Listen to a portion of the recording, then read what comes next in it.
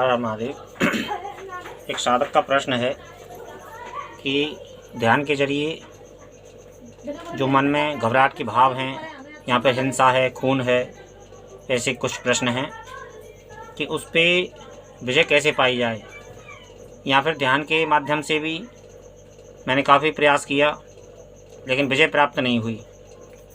तो इसमें डर, हिंसा, घबराहट, ये तीनों अलग अलग चीज़ें हैं।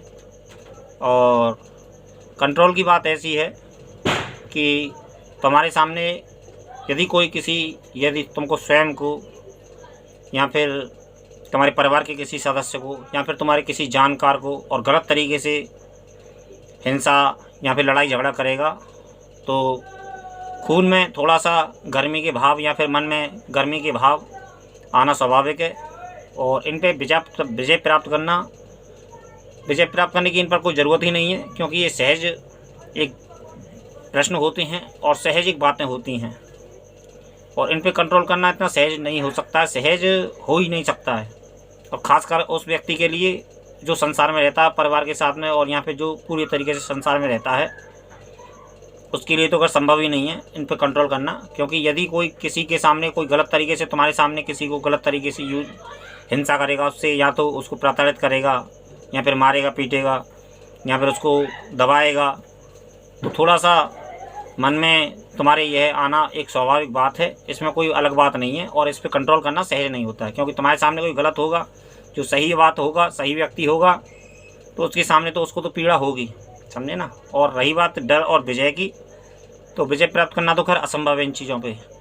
और रही बात डर की, तो डर अक्सर उन बातों से रहता है व्यक्ति को कि जैसे हम गलत करते हैं, डर हमेशा उसी वक्त लगता है। और यहाँ फिर एक डर तब लगता है कि जब हम कोई गलत कर देते हैं और फिर हम कोई हमारे परिवार का सदस्य कोई गलत कर देता है, तो वहाँ हमको थोड़ा सा डर भी लगता है कि कहीं सामने वाला व्यक्ति या फिर पार्टी हम पर हावी ना हो जाए। तो इसमें कंट्रोल जैसी कोई बात नहीं है। आप ध्यान के माध्यम से ना किसी के भी माध्यम से, कोई भी चीज़ ऐसी पावर नहीं है जिसके माध्यम से आप इसको कंट्रोल कर सको या फिर डर घबराहट को तुम दूर कर सको, क्योंकि ये तो स्वाभाविक प्रश्न है जीवन के, और जीवन के ये अंग हैं। और इसमें और कभी कभी ऐसा भी होता है कि हिंसा सही भी होती है। कभी कभी सामने वाला व्यक्ति नाजायज़ दबाता है या फिर नाजायज़ हिंसा करता है, तो उसको जवाब देना भी अति आवश्यक है।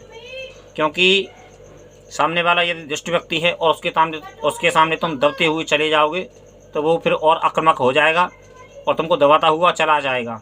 क्योंकि एक बात और है कि दुष्ट व्यक्ति को दुष्टता से ही समझाया जा सकता है। उससे प्यार मोहब्बत से बातें करना बेवकूफ़ी है। और अक्सर वो यही समझता है कि सामने वाला व्यक्ति ढीला है और उसको चाहे जैसे इसका यूज़ करो, तो ऐसा भी नहीं करना चाहिए। और व्यक्ति को कभी कभी और सामने वाले को व्यक्ति को भी अपनी कमज़ोरी भी नहीं दिखानी चाहिए, और कभी भी ऐसा महसूस नहीं होने देना चाहिए सामने वाले को कि कहीं हम उससे डरते हैं या फिर हम उससे खौफ खाते हैं। तो ऐसी चीज़ों को प्रदर्शन नहीं करना चाहिए। और हमेशा एक नॉर्मल तरीके से थोड़ा सा हावी होके और या फिर एक नॉर्मल तरीके से उस पर सामने वाले से व्यवहार करो। और कोई भी बात है तो उसको ऐसे जैसे हो सके तो बिना लड़ाई झगड़े के रफा दफा करो। क्योंकि हिंसा में भी, व्यर्थ की हिंसा में भी कभी कभी ऐसा हो जाता है कि छोटी मोटी बात पे बड़ी हिंसा हो जाती है, बड़ी बातें हो जाती हैं और बड़े बड़े पुलिस मामले हो जाते हैं।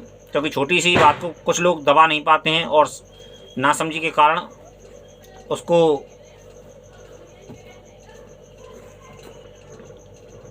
तो कभी कभी छोटी मोटी बात पे बड़ी बातें हो जाती हैं और कोर्ट कचहरी भी हो जाती हैं। लेकिन लास्ट में अंत यही निकलता है कि राजीनामा कर लो, क्योंकि कोर्ट कचहरी के पास में भी और कोई सलूशन नहीं होता है।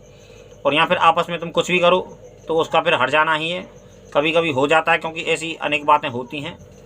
तो मेरा यही सुझाव है और यही कहना है कि हिंसा और किसी भी चीज़ों को इनको कंट्रोल करना कोई सहज बात नहीं, क्योंकि ये नॉर्मल प्रश्न है और नॉर्मल दुनिया की चीज़ें हैं।